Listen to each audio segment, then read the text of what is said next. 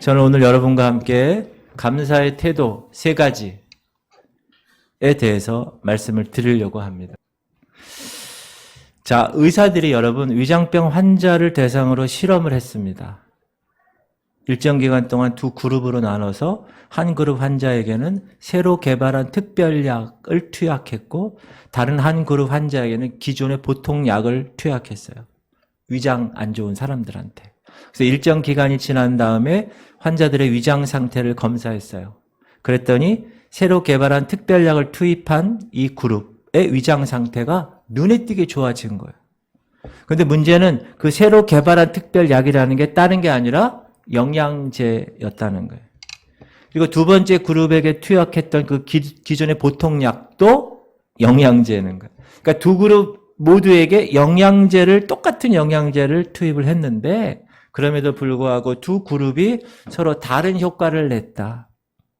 이 얘기는 뭐지요? 약 그 자체에 효과가 있는 게 아니라 환자의 심리적인 상태, 태도, 기대감에 달려있다라는 것입니다.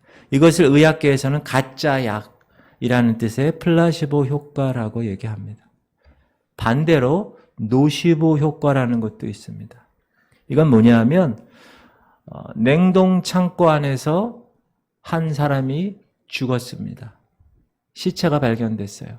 근데 그 배는 동료 선원의 실수로 냉동 창고에 감금된 그런 사람이었는데 그 안에 감금된 그가 냉동 창고 벽에다가 막 쓴 거예요. 지금 몸이 점차 굳어지고 있다. 얼음덩이로 내 몸은 죽어가고 있다. 막 쓴 거예요.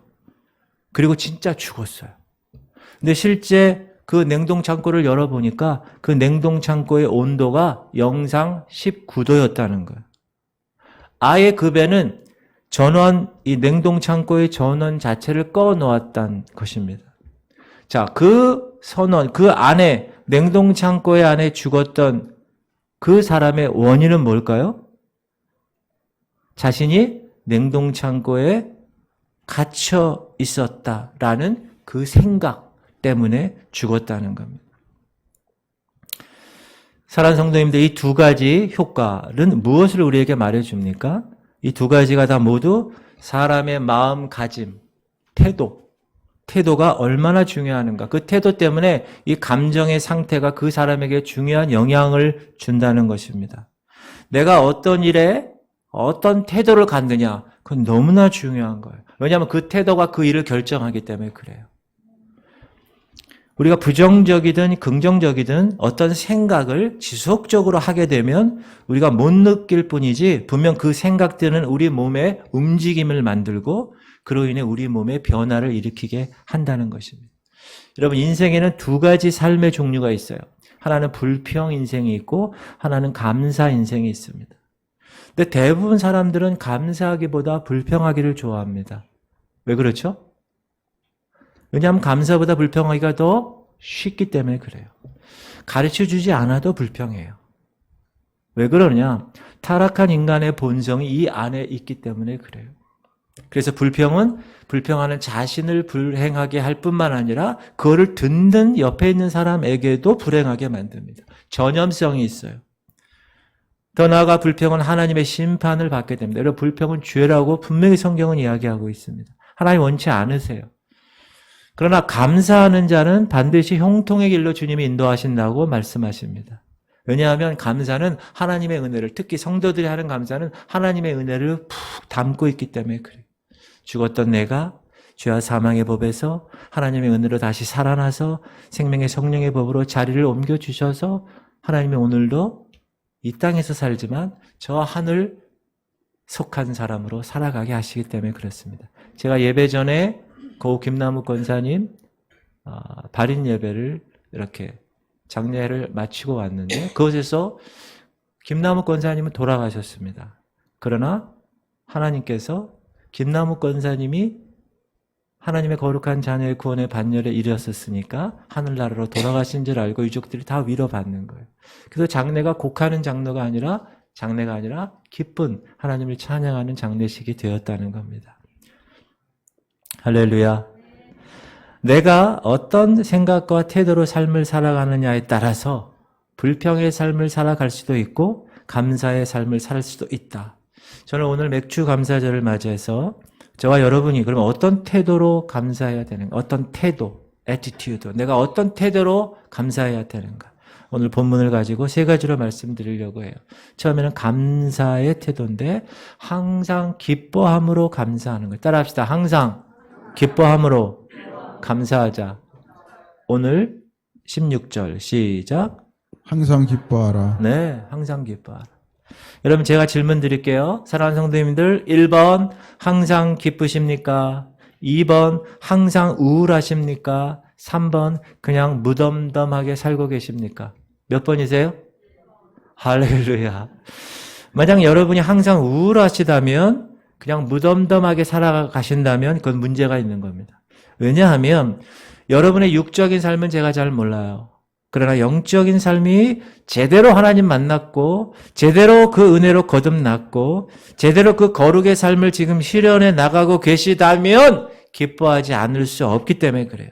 여러분 생각해 보세요. 죄의 종이었고 노예였고요. 진노의 자녀였는데 그 어둠의 영들의 밥이 되어서 시키는 대로 할 수밖에 없는 존재였는데 그래서 최종적으로 지옥에 갈 수밖에 없는 존재였는데 하나님이 나를 만나주셨고 내 영적인 계좌에 하나님의 의를 넣어주셨고 그것도 내가 한 것은 아무것도 없는데 하나님이 그냥 일방적으로 공짜로 하나님의 의를 내 의에 넣어주셨고 난 의롭지 않은데 의롭다고 칭해 주신 그 칭의의 사건, 그 거듭남을 우리가 진짜로 경험했다면 기뻐하지 않을 수 없다. 그러므로 그 고마움을, 그 기쁨을 어떻게 해야 합니까? 표현해야 됩니다. 그것이 제대로 된 사람들의 태도입니다. 뭘 표현하죠? 그 감사를 표현하는 것. 여러분, 고마운 마음이 아무리 많아도 표현하지 않으면 상대는 모릅니다. 부부간에도 마찬가지고. 자꾸 표현해야 돼. 고마워, 사랑해. 저는 애들하고도 그래요. 남자 놈들이지만 잠깐 올라오면 제가 픽업하면서 끝날 때 아들 사랑해? 그러면 아빠 사랑해요. 지금 30이 다 돼가려고 그러는데 그렇죠? 그 남자끼리도 그렇게 얘기할 수 있는 거는 이 마음에 사랑을 담고 있기 때문에 그래서 그거를 표현하는 거예요.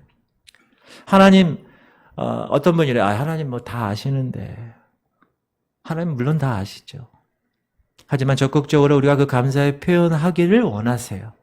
특별히 시편에 오늘 시편 100편에 보면 그 기쁨을 어떻게 표현하냐? 즐거운 찬송으로 기쁜 소리로 노래함으로 표현하라고 그래요. 한번 읽어볼게요. 시작. 온 땅이여 여호와께 즐거운 찬송을 부를지어다. 기쁨으로 여호와를 섬기며 노래하면서 그의 앞에 나아갈지어다. 기쁘면 찬양이 나오게 돼 있어요. 제가 부교육자 시절에 섬기는 교회에서 멕시코에 지교회를 하나 세우게 되었습니다. 그래서 제가 따라가서 섬긴 적이 있는데요. 멕시코 교회 성도들과 함께 예배를 드리게 됐습니다. 이게 멕시코 교회인데요. 여러분, 멕시코 교회 이름이 뭐냐면 멕시코 충격교회예요. 충격교회. 제가 이 교회 이름을 듣고 충격받았습니다. 야, 어떻게 이름을 충격교회로 짓는가. 이 교회 이제 그 교회 말고 그 인근에 이제 멕시코 교회를 몇 군데 이제 다니게 됐는데 찬양하고 기도하는 그 모습이 저에게 상당한 큰 도전이었습니다. 찬양을 부르는 성도들의 모습이 얼마나 저에게 잊혀지지 않는지 이제 목사님이 보여드릴게요. 목사님이에요. 저 오른쪽에 있는 분이. 키보드 치는 분이 목사님이에요. 그러니까 저분이 찬양을 인도하는데 무려 1시간을 인도하는 거예요. 그런데 성도들과 함께 찬양을 하는데 성도들이 앉아있는 사람이 없어요. 다 일어나서 1시간 이상을 찬양하는 거 너무 기뻐가지고 정말 그 중남미 사람들의 특유의 그 열정적인 모습을 볼 수 있었습니다. 그들이 왜 그렇게 기뻐서 일어나서 1시간 이상을 찬양할까요? 그 구원의 즐거움을 노래하고 싶어서 즐거운 찬양으로 하나님께 돌리고 싶어서 그 기쁨을 어떻게 주체할 수가 없어서 하나님께 찬양으로 그렇게 영광 돌리는 거예요. 그래서 제가 그거 보면서 야 아주 시원하지도 않고 의자도 이상한 의자예요. 딱딱한 의자. 이런 건물은 아주 초라하게 보이지만 그 안에 성도들의 그 찬양의 깊은 영성은 하나님의 임재를 경험하고 하나님의 능력을 경험하고 성령 충만 경험하는 것을 제가 보았습니다. 예배가 거의 2시간이에요. 보통. 좀 길어지면 3시간. 1시간 이상을 찬양합니다. 앉아있는 사람이 아무도 없어요. 모두 뛰어나서 기쁘게 뛰면서 찬양합니다. 지치지도 않아요. 그 사람들.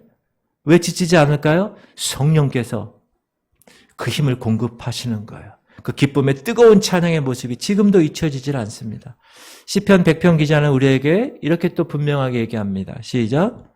여호와가 우리 하나님이신 줄 너희는 알지어다. 그는 우리를 지으시니요 우리는 그의 것이니 그의 백성이요 그의 기르시는 양이로다. 우리는 그의 백성이기 때문에 4절 감사함으로 그의 문에 들어가며 찬송함으로 그의 궁정에 들어가서 그에게 감사하며 그의 이름을 송축할지어다. 그래서 찬송하고 감사하라는 거예요.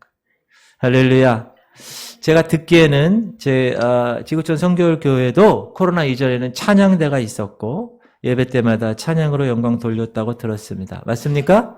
네. 찬양대, 남전도의 찬양, 청년부 찬양, 목장별로 찬양했다고 들었어요. 그렇죠? 자, 이제 코로나도 끝났고 이제 다시 이성전에서 하나님을 찬양하는 그 찬양대의 소리가 울려 퍼지기를 주의 이름으로 축원합니다. 얼마나 감사한 일이에요. 같이 예배할 수 있고 이렇게 같이 찬양할 수 있고 같이 은혜 받을 수 있다는 건 이건 정말 축복입니다. 사랑하는 성도님들, 기쁨으로 감사하십시오. 찬양으로 감사하십시오. 하나님의 임재를 기쁨의 찬양과 감사를 통해서 경험하시기를 축원드립니다. 감사는요, 받은 것을 받았다고 알리는 거예요. 자, 선물 받았는데 아무런 반응이 없어요. 그럼 선물 준 사람이 어떻게 생각할까?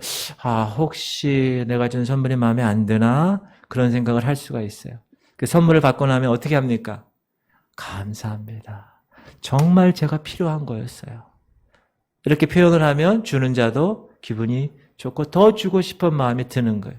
마찬가지로 우리가 하나님의 은혜와 하나님의 그 놀라운 사랑을 경험했다면 계속해서 그 은혜와 놀라운 사랑을 경험하고 싶다면 그 비결이 뭡니까? 내가 받은 은혜, 내가 받은 응답을 큰 소리로 감사하는 거예요. 찬양하는 거예요. 기쁨의 귀한 백성임 선포하는 거예요. 하나님 감사합니다. 외치는 거예요. 우리 한번 외쳐봅시다. 하나님 감사합니다. 나는 구원받았습니다. 하나님 감사합니다. 나는 치료받았습니다. 하나님 감사합니다. 나는 은혜 받았습니다. 하나님 감사합니다. 나는 응답받았습니다. 할렐루야. 오늘 본문은 항상 기뻐하라고 그래요. 항상. 그럼 어떻게 우리가 항상 기뻐할 수 있습니까? 여러분, 한 가지 사실만 알면 됩니다. 그게 뭐냐 하면 나는 구원받았다라는 사실이에요. 구원받은 성도는 항상 기뻐할 수 있어요. 하나님이 택하셨어요. 자녀 삼아주셨어요. 의롭다고 칭해주셨어요. 그리고 거룩의 삶을 이 땅에서 살아가게 하셨어요. 이제 주님 오시는 그날 우리를 영화롭게 하실 것이에요. 신랑 되신 예수 그리스도를 만나게 하실 것입니다. 그걸 우리가 알아요. 믿습니까? 그걸 알고 이 땅에 사는 사람은 항상 기뻐할 수 있어요. 그런 삶의 과정을 알고 있기 때문에. 그래서 그런 삶의 과정에서 성도의 인생이 어떤 때는 실패하고 어떤 때는 성공하고 이런 게 반복되는 거예요. 그 중간에. 주님은 저와 여러분을 이 세상에 성공하는 목적으로 부르시지 않았습니다. 무슨 목적으로 부르셨어요? 주께서 저와 여러분을 부르신 목적은 우리를 거룩하게 하시기 위해서, 영화롭게 하시기 위해서 그 목적으로 부르신 거예요. 그래서 그 목적을 이렇게 진행하다 보면 필요하면 그때 성공도 주시고 필요하면 그때 실패도 주시고 필요하면 그때 기쁨도 주시고 슬픔도 주시는 거예요.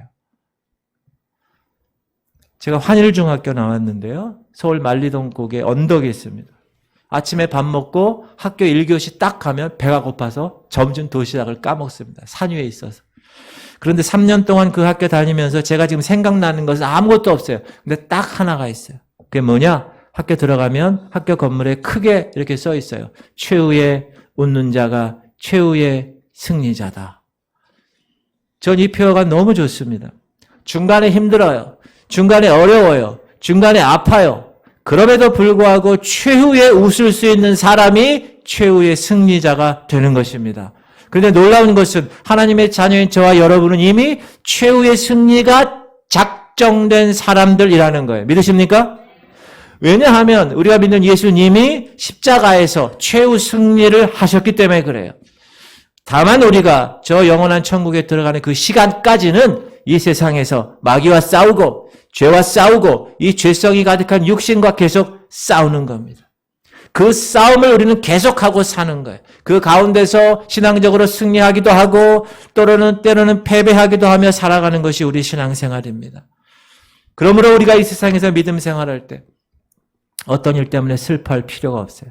어떤 일 때문에 기뻐할 필요가 없습니다. 왜? 최후 승리를 거머쥐고 있는 작정된 사람이라는 것을 우리가 알고 있기 때문에. 그래서 우리는 항상 기뻐할 수가 있습니다. 할렐루야. 여러분 이 사람 누군지 알아요? 요즘 애들은 잘 모르는데 박찬호 선수. 한국인 투수 최초의 메이저리그 첫 우승을 한 선수. 제가 예전에 잊혀지지 않는 경기가 있어요. 박찬호 선수가 계속 지고 있다가 그 팀이 마지막 9회 말에 역전해서 승리한 거예요. 야구는 여러분 9회 말이 끝나야 경기가 끝나는 겁니다. 중간에 지고 있어도 패배 분위기가 있어도 9회 마지막에 승리하면 이기는 겁니다. 제가 어느 날 이 박찬호 선수가 이 경기를 보게 됐는데 재방송을 보게 되었어요. 제 마음이 어땠을까요? 방송 보는 내내 불안했을까요? 지면 어떡하지? 홈런 맞으면 어떡하지? 그런 생각 안 했어요. 왜? 그 경기는 이긴 경기라는 걸 내가 알고 있기 때문에.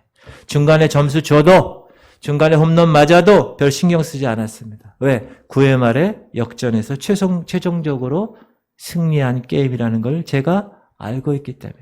그걸 재방송을 보는 저는 어땠을까요? 중간에 위기가 와도 걱정 안 합니다. 이미 결과를 알고 있기 때문에 그래요. 성도의 삶도 마찬가지입니다. 성도 스스로 자신의 신앙의 길에서 뛰쳐나가지 않는 이상 성도는 세상에서 결코 실패할 수가 없는 존재입니다. 하나님은 이미 2000년 전에 예수 그리스도를 통해서 우리에게 승리의 최후 승리를 약속해 주셨습니다. 할렐루야. 그러므로 세상적 잣대로 세상적 기준으로 성도들의 업적 놓고 이랬느니 저랬느니 판단할 필요가 없습니다. 그 사람의 세상적인 성과물, 결과를 보고 이랬느니 저랬느니 크게 웃을 필요도 없고 크게 슬퍼할 필요도 없는 것입니다. 하나님은 저와 여러분을 의롭다고 칭해 주신 그 사건을 경험하게 하셨어요. 그래서 여러분들이 이곳에 온 거예요. 그리고 이제 성화의 과정을 겪어 나가는 게 언제까지요? 주님 오시는 그날까지. 영화의 그 순간이 되기까지 그렇게 살게 하셨는데 우리는 그 결과를 이미 알고 있다. 무슨 결과? 우린 최후의 승리자임을 믿고 있다. 할렐루야. 사랑하는 성도님들, 성도는 이 세상에서 성공하는 것이 목적이 아닙니다. 칭의와 성화를 거쳐 영화에 이르도록 하는 그 과정에서 하나님이 필요하시면 성공을 주실 것이요. 하나님이 필요하시면 실패도 허락하시는 겁니다. 그러므로 세상에서의 성공과 실패를 보고 자랑할 필요 없고 탄식할 필요도 없습니다. 그냥 주님이 주시는 9회 말 승리를 바라보면서 내가 항상 기뻐하면 되는 겁니다. 그래서 바울은 항상 기뻐하라고 권면하는 거예요. 너희가 세상 믿어서 세상에서 성공하는 대박 인생이 될 거니까 항상 기뻐하라? 그렇게 말하지 않았어요. 너희가 고통과 어려움 가운데서도 긍정적으로 살 수 있으니 항상 기뻐해라? 그렇게 말씀하지 않았어요. 너희가 예수 믿으면 너희 사업이 술술 풀리기 때문에 항상 기뻐해라? 그렇게 말하지도 않았어요. 사도 바울이 성도들에게 항상 기뻐하라고 명한 것은 9회 말을 바라볼 수 있는 최후 승리를 바라봤기 때문에 기뻐하라고 말한 것입니다. 성도가 이 세상에서 칭의와 성화의 삶을 살다가 언젠가 영화롭게 될 그 영화의 그 순간, 그 9회 말 승리를 바라볼 때 그런 큰 기쁨을 보면서 오늘도 하나님이 성도 한 사람 한 사람을 매일 인도해 가고 계심을 우리가 알고 우리가 이 땅에서 경험하는 크고 작은 일들과 상관없이 나는 9회 말 최후 승리를 바라보는 사람이다. 나는 최후 승리를 거머쥔 사람이야 라고 생각했다면 우리는 모든 일에 항상 기뻐할 수 있는 존재가 된 것입니다. 할렐루야. 사랑하는 성도님들, 감사의 첫 번째 태도가 기뻐하는 것. 항상 기뻐하는 최후의 웃는 자가 최후의 승리자인 것. 그 9회 말에 최후의 승리를 바라보며 기뻐하는 여러분 되시기를 주의 이름으로 축원드립니다. 그 기쁨을 찬양으로 승화시키는 거예요. 여러분 진짜 성도는 우울해하지 않습니다. 구의 말 승리를 아는데 어떻게 우울할 수 있겠어요? 그래서 얼굴도 기뻐요. 항상 기쁜 삶. 여러분 저를 보세요. 여러분 얼굴 기쁜 표정을 보여주세요. 그렇게 하고 매일 교회 왔습니다. 할렐루야. 그런 여러분들 되시길 주의 이름으로 축원합니다. 두 번째, 기도로 감사하는 거예요. 읽어볼까요? 시작. 쉬지 말고 기도하라. 제가 질문 드립니다. 사랑하는 성도님들 1번, 쉬지 말고 기도하십니까? 2번, 가끔 기도하십니까? 생각나면. 세 번째, 아예 기도하지 않습니까? 1번, 2번, 3번 중에서 몇 번입니까? 할렐루야. 목사님, 아예 기도하지 않은 사람이 어디 있어요? 교회 다니는데. 최소한 밥 먹을 땐 기도합니다. 근데 어떤 분 밥 먹을 때도 기도 안 하는 사람이 있어. 그냥 이러면서 그냥 밥 드시는 분이 있어요. 그러나 여러분이 쉬지 말고 기도하지 않는다면 그건 문제가 있는 겁니다. 왜요? 우리가 이제 하나님의 구원의 삶을 살아가게 되면 그때부터 뭐가 시작된다고 그랬어요? 전쟁이 시작된다고 그랬어요. 영적 전쟁터에 여러분이 남겨진 거예요. 기도를 뭐라고 그랬어요? 영적 호흡이라고 그랬어요. 자, 여러분이 영적으로 이제 태어나셨다면 뭘 해야 합니까? 호흡해야 돼요. 호흡. 여러분 산부인과 분만실에서 아기 나면 낳자마자 의사가 뭐 하죠? 딱 들고 아기 엉덩이를 탁 때립니다. 왜 때리죠? 울라고. 왜 울라고 때리죠? 호흡해야 되니까. 호흡해야 사니까. 제가 질문 드립니다. 사랑하는 성도님들 영적으로 태어나셨습니까? 정말이에요? 그 영적으로 태어났다는 것을 어떻게 저에게 증명하시겠습니까? 한번 증명해 보세요. 네, 기도합니다. 그렇게 말씀하셔야 돼요. 영적으로 호흡하는 사람이 기도하는 사람이기 때문에 저는 영적으로 살아있습니다. 라고 고백해야 돼요. 여러분 호흡은 아침에만 하고 저녁은 안 해도 되죠? 아니요. 밤에 자니까 호흡 안 해도 되죠? 아니에요. 살아있는 사람은 24시간 호흡해야 합니다. 만약 중간에 호흡이 멈췄어요. 그러면 그 사람을 119 구급대가 와가지고 제일 먼저 뭐 합니까? 호흡하는지 안 하는지 체킹하죠? 만약 호흡 안 하면 어떻게 하죠? 인공호흡해, 인공호흡.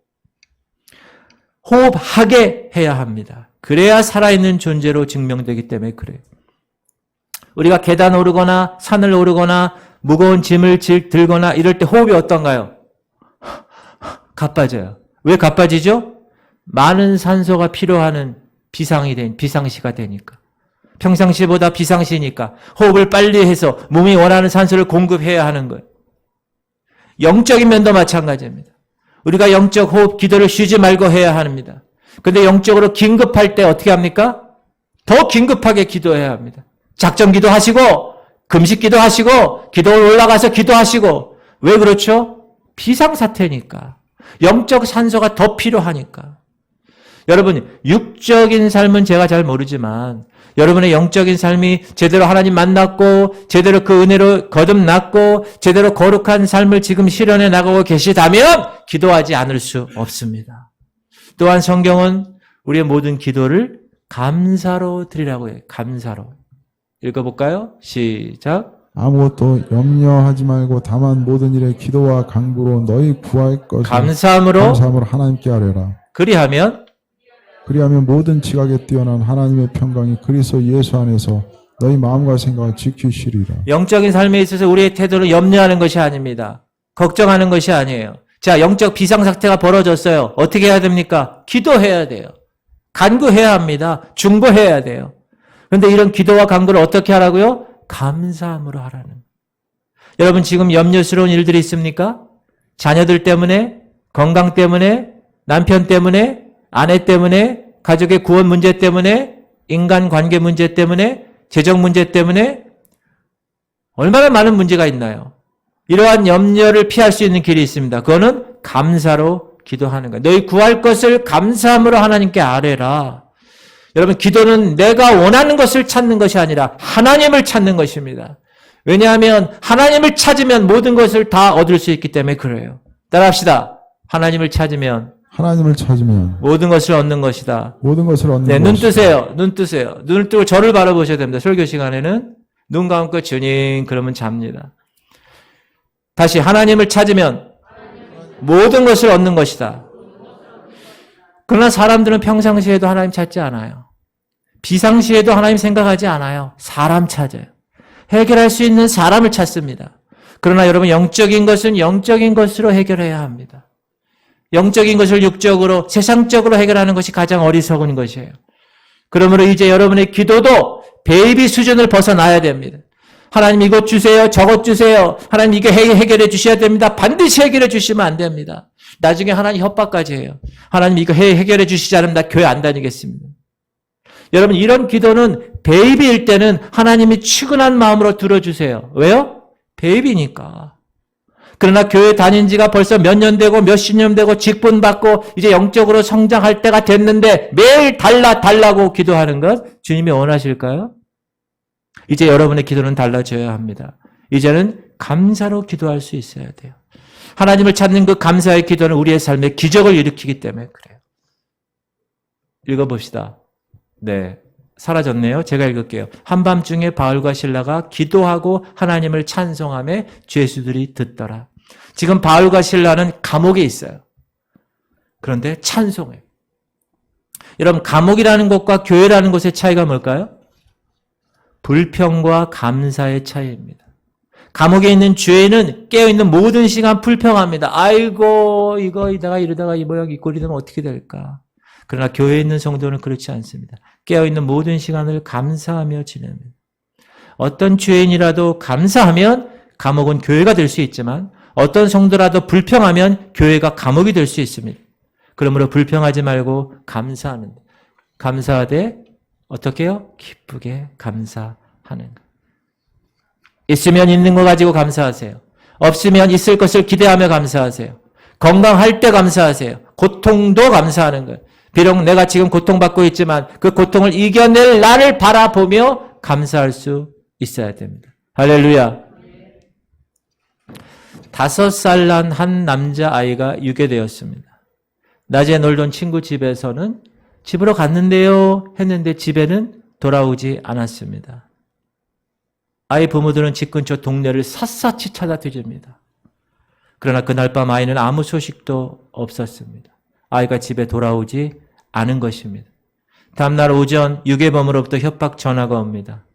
은행으로 돈 입금하라는 거예요. 밤새 한잠도 자지 못한 아이 부모는 제일 먼저 범인들에게 아기가 살아있습니까? 물어봅니다. 그러나 범인은 아무 대꾸도 없이 전화 끊어버립니다. 그러나 이미 형사들은 아이 집에 감청 장치했고 범인과의 통화한 내용을 녹음합니다.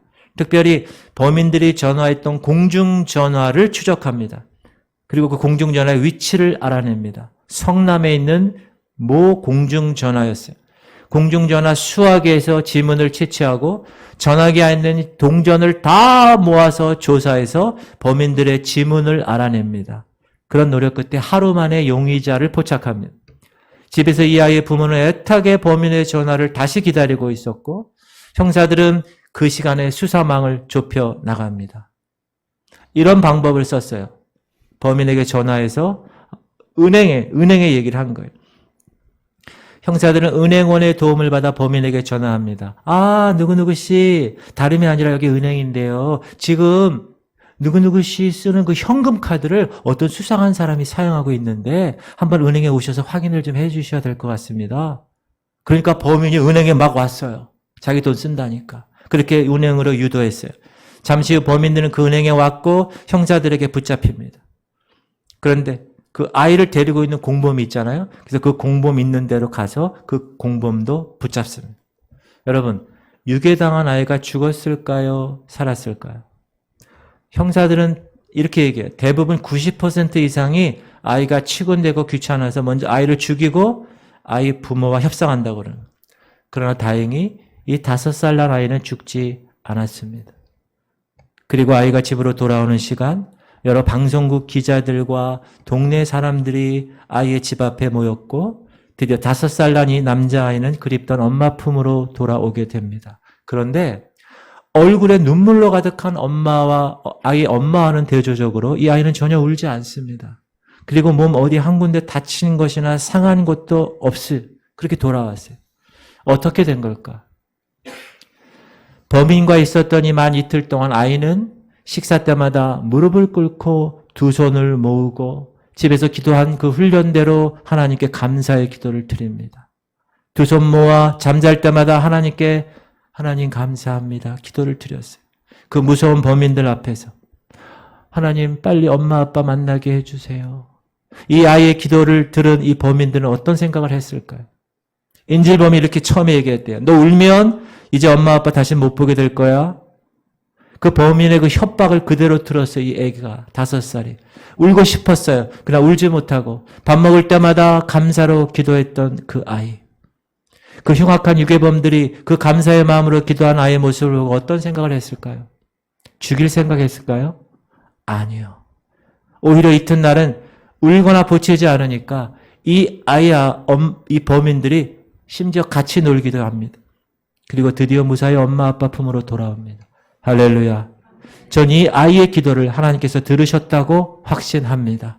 평상시 때마다 기도하는 훈련을 통해서 기도하는 그 기도의 모습을 하나님이 들으셨다고 믿습니다. 그렇게 그 아이는 목숨을 얻고 엄마 아빠 품에 안기게 되었습니다. 그리고 그날 저녁 이 아이는 할머니, 할아버지, 엄마, 아빠 그리고 모든 가족과 함께 생일 케이크에 촛불을 끄게 되었습니다. 물론 그날이 그 아이의 생일이 아니었어요. 그러나 죽었던 아이가 살아온 것이 너무 감사해서 다시 태어난 일로 생일 축하해 준 겁니다. 그리고 20년이 지난달 5월 이 아이는 미국 뉴욕 주립대학을 졸업하게 되었고 현재 미국 IT 회사에서 취직해서 지금 잘 살고 있습니다. 여러분 이 아이가 누군지 아십니까? 저희 큰 형님의 늦둥이 아들 명지민입니다. 우리는 여러 가지 문제가 앞에 놓였을 때 보통 기도하지 않습니다. 그 문제만 바라봅니다. 그리고 좌절합니다. 하나님 바라보지 않아요. 지금 벌어지고 있는 환경을 바라봅니다. 나를 힘들게 하는 그 문제만을 바라봐요. 우리가 사단으로부터 영적 유괴를 당할 때마다 기도하지 않고 울기만 하고 보채기만 하는 우리의 모습. 아까 유괴당한 조카 우리 지민이의 모습과 비교할 때 너무나 어리석음을 깨닫습니다. 하나님은 사랑의 눈으로 지금도 우리를 언제나 바라보고 계시는데 하나님은 인자한 귀로서 우리에게 귀를 기울이시는데 우리 신음까지도 듣고 계시는데 우리는 앞에 놓인 문제 때문에 우리는 옆에 막혀있는 인간적인 것만 붙들고 바라보고 있고 살지는 않는지 우리 앞에 놓여있는 모든 것들이 어떤 때는 비참하게 이루어질 때도 있고 어떤 때는 우리를 좌절하게 만들 때도 있지만 유괴되었음에도 불구하고 하나님께 평소 기도하던 대로 기도했던 5살 난 지민이처럼 우리도 어느 곳에서든 있든지 주님을 향하고 주님만 바라보고 감사로 기도를 올리는 모습이 되어야 될 것입니다. 사랑하는 성도님들 아무것도 염려하지 말고 오직 기도와 간구로 하나님께 감사함으로 아뢰시길 바랍니다.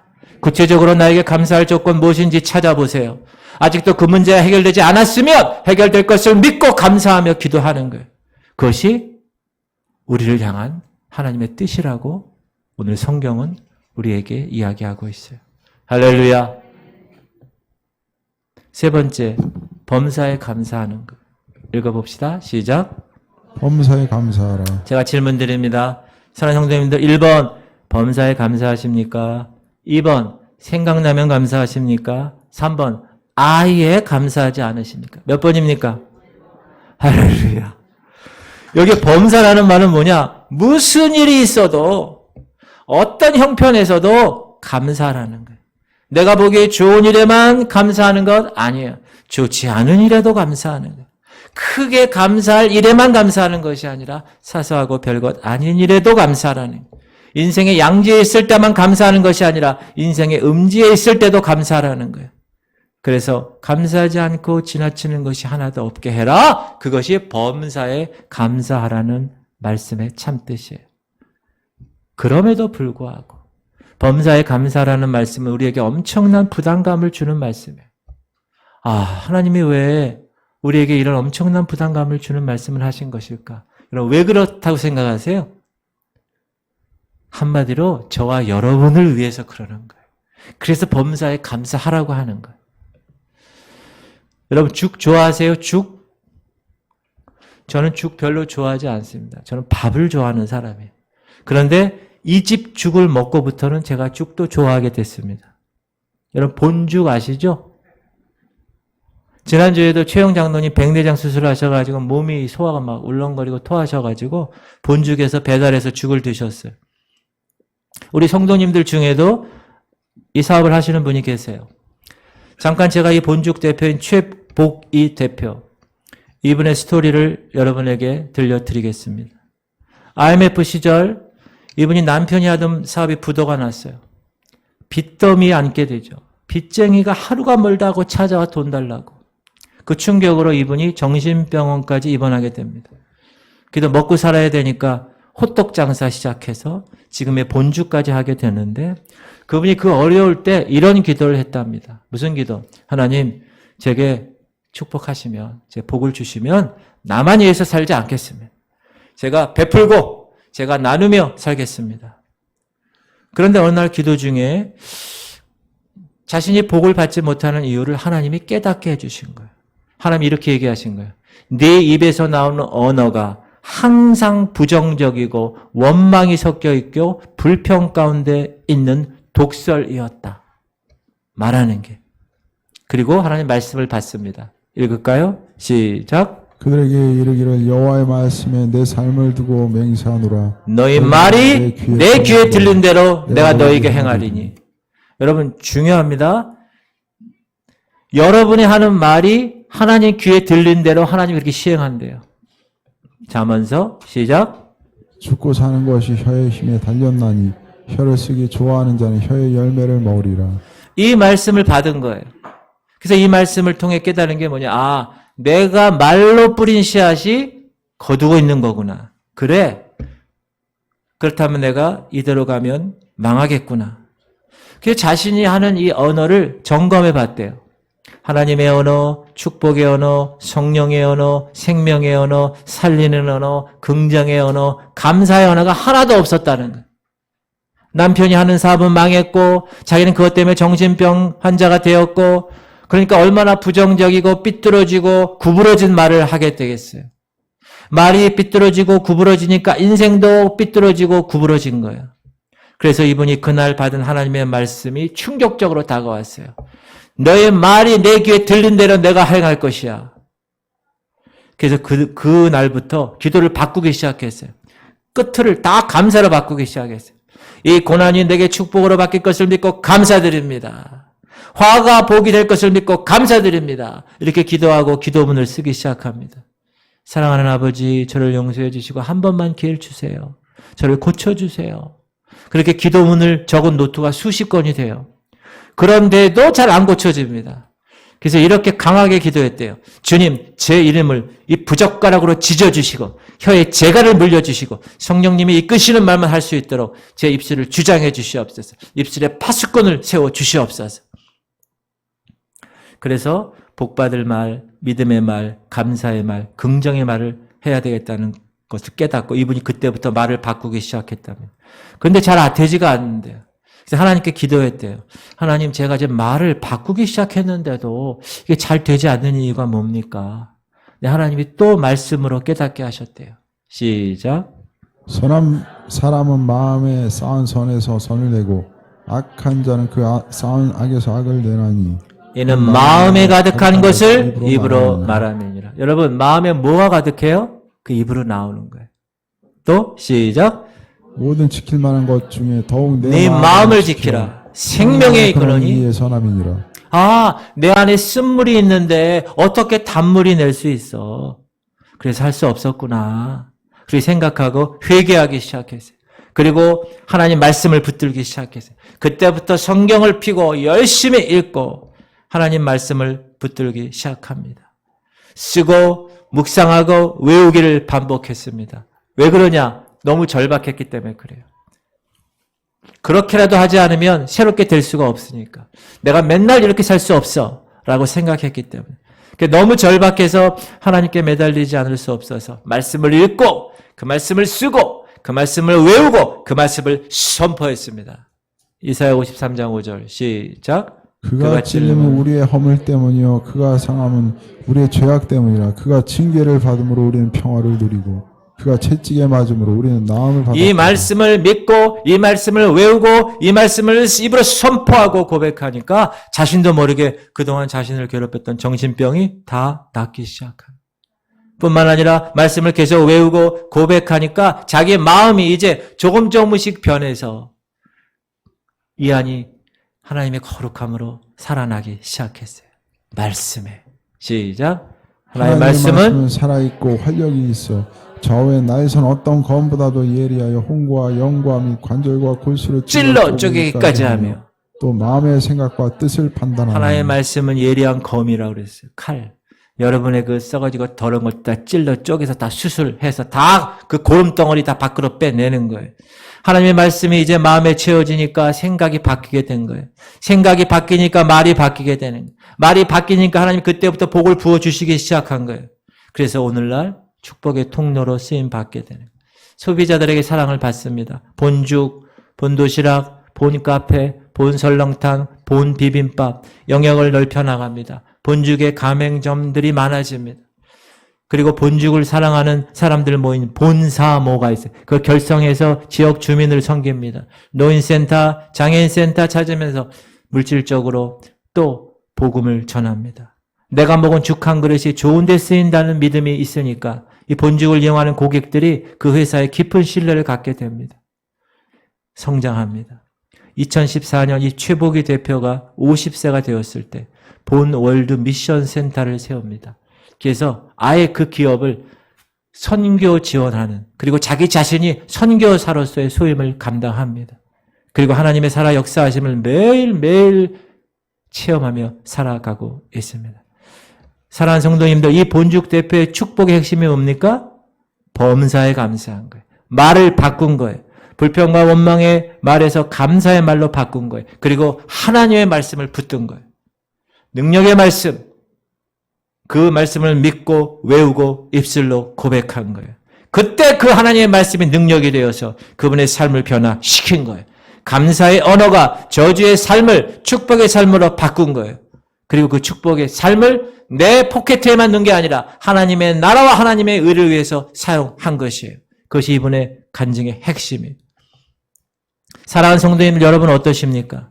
항상 기뻐하라, 쉬지 말고 기도하라, 범사에 감사하라. 이는 그리스도 예수 안에서 너희를 향하신 하나님의 뜻이니라. 그걸 알았다면, 이제 하나님의 뜻을 알았다면 그 뜻대로 살아가야 되는 거예요. 연습해야 되는 거예요. 안 되면 계속 훈련하는 거예요. 여러분 절대로 영적인 것은 저절로 되지 않습니다.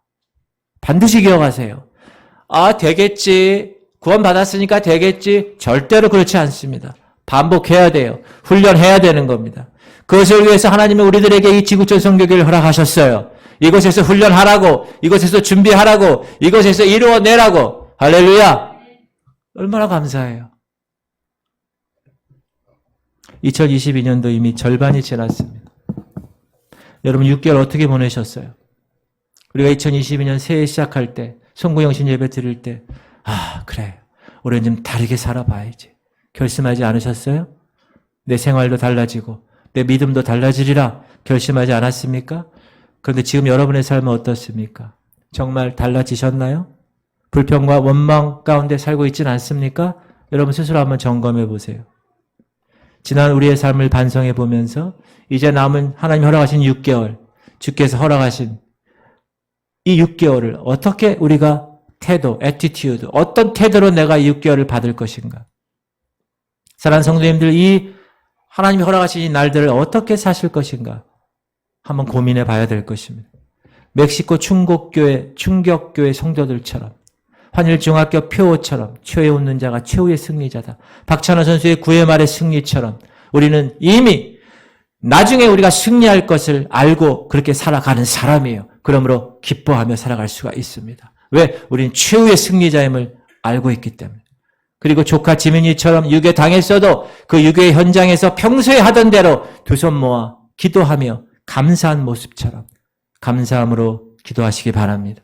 본죽 최복희 대표처럼 독설과 불평의 말을 바꾸고 하나님의 말씀으로 선포해서 범사에 감사할 수 있는 저와 여러분이 되시기를 주의 이름으로 축원합니다. 할렐루야. 우리 다시 한번 선포합시다. 시작. 항상 기뻐하라. 쉬지 말고 기도하라. 범사에 감사하라. 이것이 그리스도 예수 안에서 너희를 향하신 하나님의 뜻이니라. 할렐루야. 하나님께서 하나님의 뜻을 저를 통하여 지금 선포하신 거예요. 그럼 여러분은 그 하나님의 뜻을 받으셨어요. 그럼 하나님의 그 뜻대로 어떻게 하셔야 돼요? 살아내야 되는 거예요. 그것은 여러분의 몫이에요. 그러므로 여러분이 주일날 설교 듣고 그냥 그렇게 되시면 안 됩니다. 분명히 하나님께서 주의 종을 통해서 선포한 말씀은 여러분이 하나님 말씀으로 받고 그래 이게 하나님의 뜻이라면 내가 그렇게 살아나가야지 하고 여러분이 달려나가셔야 됩니다. 그건 여러분의 몫입니다. 할렐루야. 그렇게 달려나가실 수 있기를 주의 이름으로 축원합니다. 오늘 아까 불렀던 찬양하고 기도할게요. 하나님 아버지, 오늘 맥주절 맞이하여서 6개월 동안 지켜주시는 은혜를 한번 점검하며 하나님의 음성을 듣게 하심을 감사드립니다. 우린 이미 최후의 승리를 예수 그리스도로 인하여 보장받은 자임을 깨닫게 하심을 감사드립니다. 중간중간 힘들고 어려운 삶이 다가온다 할지라도 우리는 마지막 구의 말의 승리를 알고 있기에 이 모든 삶이 항상 기뻐하는 삶이 되게 하여 주시옵소서. 하나님, 지민이처럼 사도 바울처럼 유괴 당한 상황 가운데서도 감옥에 갇힌 상황 가운데서도 그 상황과 환경을 뛰어넘는 기도의 용사들 되게 하시옵소서.